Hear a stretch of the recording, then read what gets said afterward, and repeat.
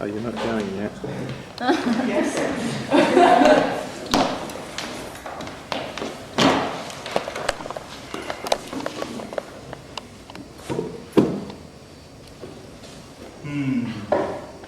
I'm going to need you to go to the radio department. I'd like you to have a radio scan, please, today. Okay. Where am I going? Just when you leave here, take a look and follow the signs. But I need to call my colleague first and have him fit you in. Funny chap, Italian. So, I'm half Italian anyway.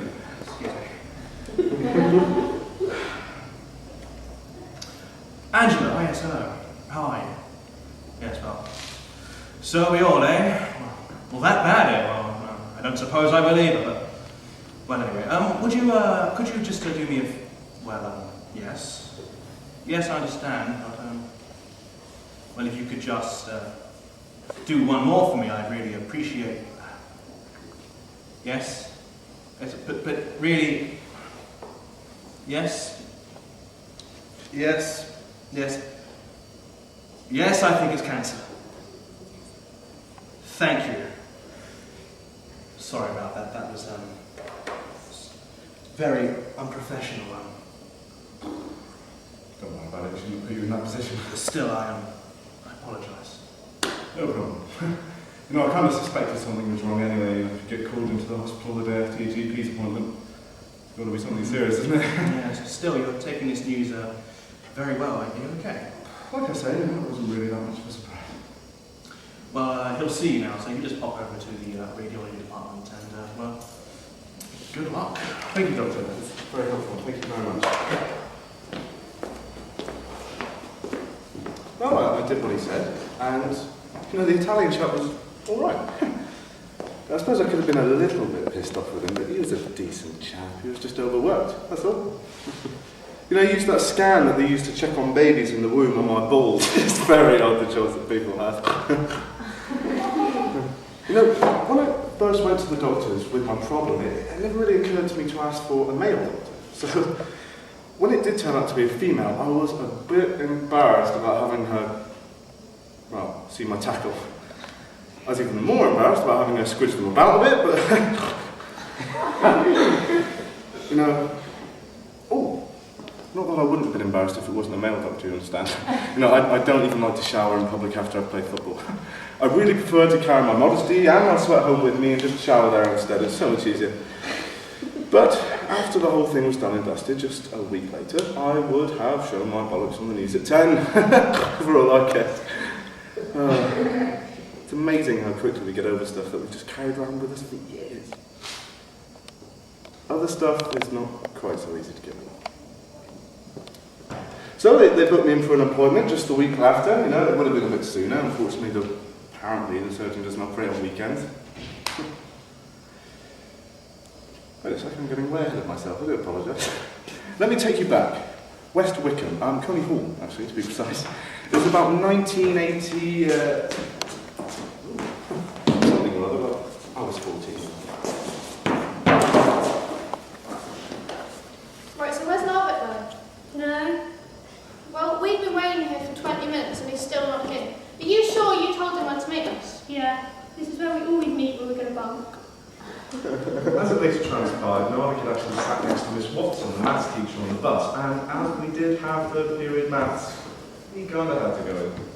Right, how much longer shall we wait? Bollocks. Yeah. Well, he'd be here by now if he was coming, wouldn't he? So should we go in then? Because if we don't go now, then we're going to be late and I haven't got any more room for any more detentions. Bollocks! Oh, I hated maths. I still do. What do you want to do then? Fuck off uptown? Good do. What was you saying yesterday about nickel them pens and Smiths? Oh yeah, me and Kareem got shed loads of parkers and shoes and a couple of calculators. Fucking whip it was. Top bus. Cool. Let's do that then. No! Bollocks! I mean, if we got time to nick stuff, then you'll end up getting us nicked.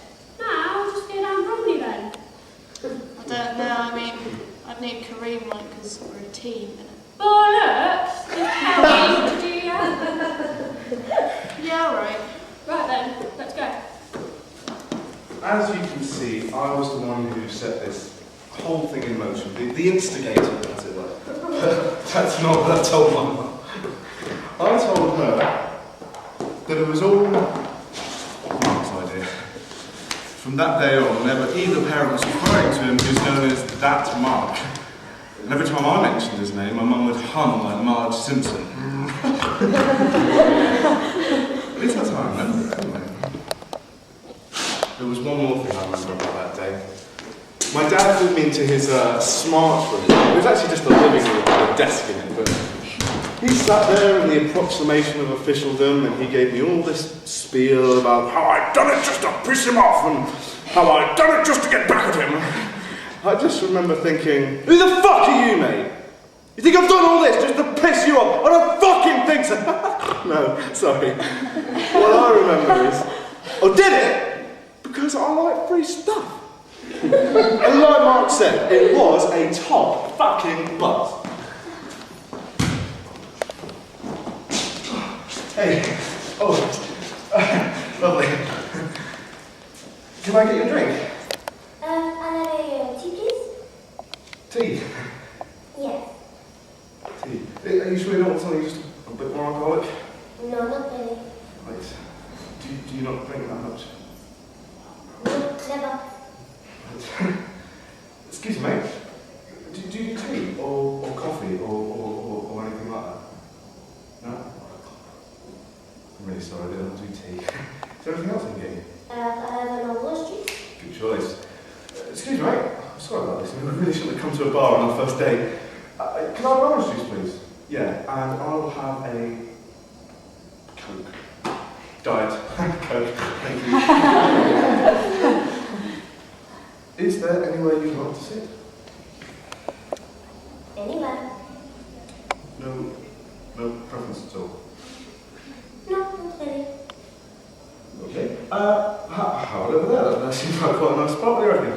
I really do not mind. Oh, fantastic. Well, just before we go over there, I'd quite like to tell you just a little secret about that place. It's actually been a burning ambition of mine to sit in that very spot for quite some time now. You know, at least 5 minutes or so. Oh, it's more like 3 or 2. I'm lying. Please.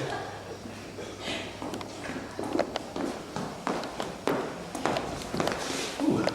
Oh, yes, this is very nice. Yes, I can see why it was not sit here. Yeah, it's quite nice, isn't it? You know, when I die, I might ask for my ashes just to be scattered around.